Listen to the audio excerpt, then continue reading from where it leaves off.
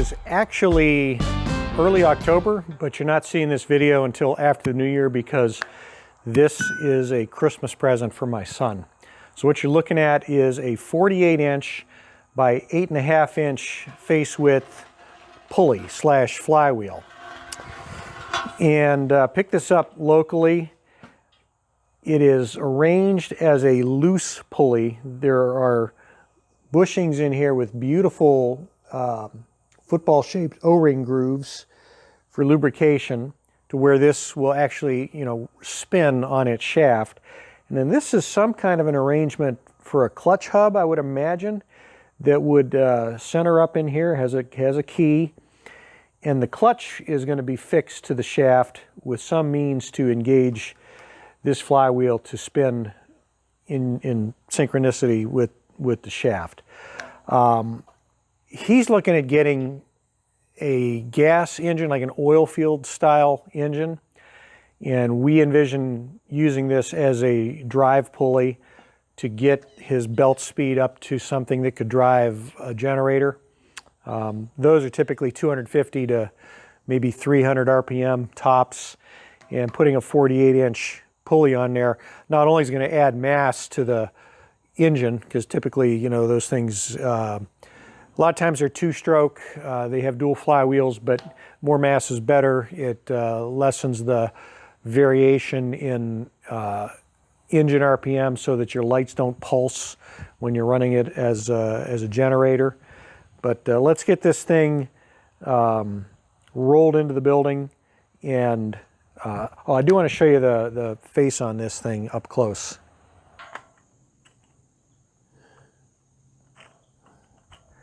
I don't know if you can tell, but this thing has zero crown. It's completely flat. If it's driving a flat belt, I think you can get by with one pulley being crowned. This has got 8.5-inch width to it. So let's get this into the building.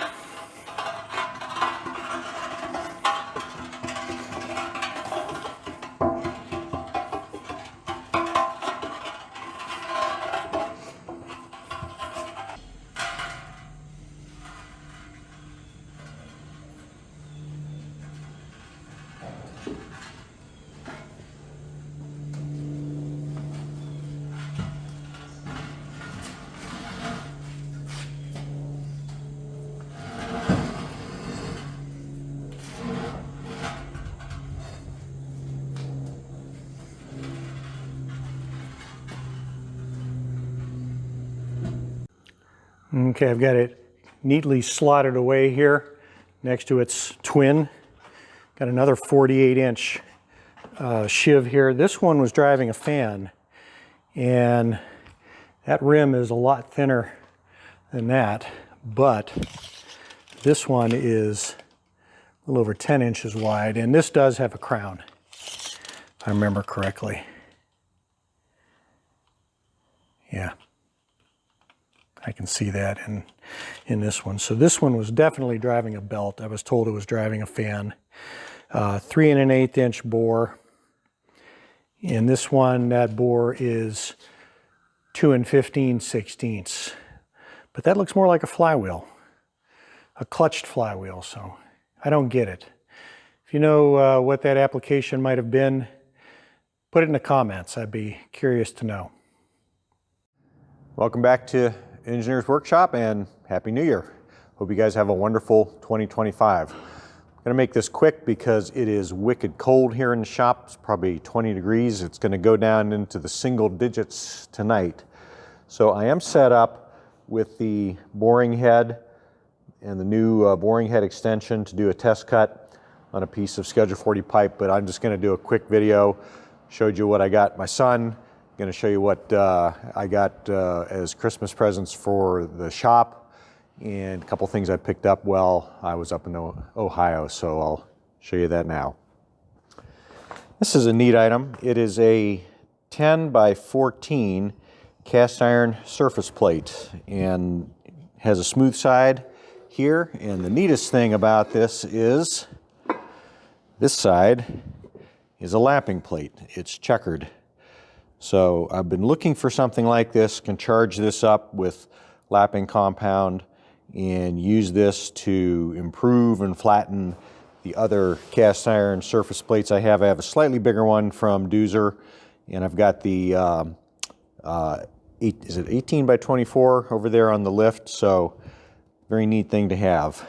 My daughter picked this up for me in the Pittsburgh area, so I'm very happy to have that. Got a nice selection of drills from a gentleman up in Ohio who's clearing out his brother-in-law's shop who passed. Half inch all the way up to, this is an inch and a half. Some of these look like they haven't even been used. Number 4 taper on these. I managed to grab the ones that had, you know, more than one Morse adapter. There's one here, and there's actually 3 on this one. So that was kind of nice. 2 5/8 chucks, 1 ball bearing super chuck, 1 keyless chuck. This is an 1 1/4 arbor with a cutter, and that is a big 45-degree roughing mill, and then 3 drive dogs for the lathe. So that was a nice nice haul. He's got a bunch of other things. He's got a 1-inch ball bearing super chuck I might pick up on another trip, but I spent enough money up there this time. So, oh, I guess one other item from him that I want to show you. This is a Wilton 6-inch swiveling vise. Very nice and heavy. It's about the biggest 6-inch vise that I've ever seen. And if you take the top portion off, it has hold downs front and rear to act as a conventional vise. But I didn't have a swiveling vise, and now I do. So I can do angles on the, this will probably go on the Rosenfors mill, and because I can do angles on the K&T but by skewing the rotary head and running that axis. But it's a nice heavy vise. The jaws are a little beat, but not a big deal. Also, I found it interesting that these are held in from the back, and so the jaws are only about a 1/2 inch thick. Should make them pretty easy to change out. So nice addition to the shop there. Last item is this, not just a Kennedy toolbox. Know what that is yet?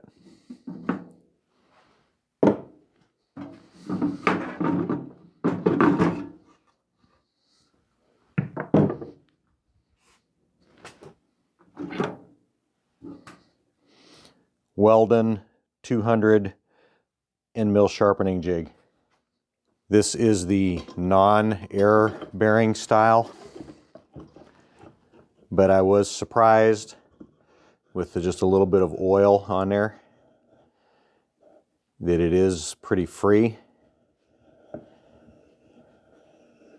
It's very cold, so it's a little stiffer now. The newer ones have a handle hold here and then more of a boss with an air fitting above it. I've read that some people have added air by going ahead and punching that through. I think I'm going to do it a little bit differently. If you notice here, there's 2 set screws, and the bushing that goes in there,